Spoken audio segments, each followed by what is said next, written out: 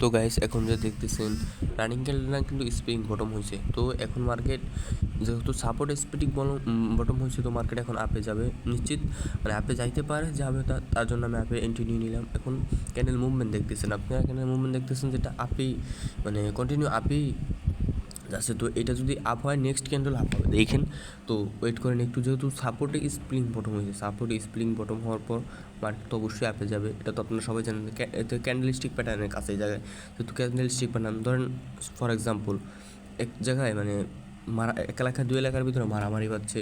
তো দুই এলাকার ভিতরে মারামারি পর পর যে এলাকার লোকজন যেতে ওই জায়গায় তো তাদের হ্যাটাম থাকবে, তাই না? তো এই এলাকায় মানে সেলার আর বায়ের মধ্যে মারামারি হয়েছে, বায়ার জিতে গেছে। তো বায়ার জেতার পর তো বায়ের হ্যাটাম থাকবে না, যেহেতু এই ক্যান্ডেল, এই যে রানিং ক্যান্ডেল চলতেছে না, এইটা ফুল ডিপ একটা বুলিশ ক্যান্ডেল হবে। নেক্সট ক্যান্ডেলও আবার গ্রিন হবে, এইটাও গ্রিন হবে, নেক্সট ক্যান্ডেলও গ্রিন হবে।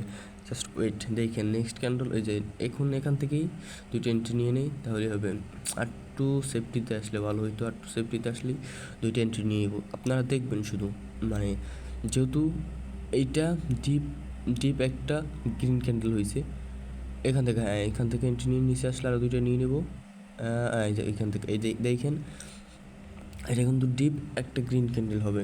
কীভাবে কনফার্মেশন পাইলাম? এই যে একটা স্প্রিং বটম হয়েছে সাপোর্টে, তারপর নেক্সট ক্যান্ডেল আবার গ্রিন হয়েছে, গ্রিন হওয়ার পর এইটাও গ্রিন হবে, কারণ বললাম তো এক এলাকায় যদি মারামারি বাজার পর যেই টিম মানে যাই এলাকার লোকজন যেতে তাদের হ্যাডাম থাকে ওই সময়। তো এখন বায়ারের পুরো হ্যাডাম, মানে বায়ার পুরো এই জায়গায় অ্যাক্টিভ।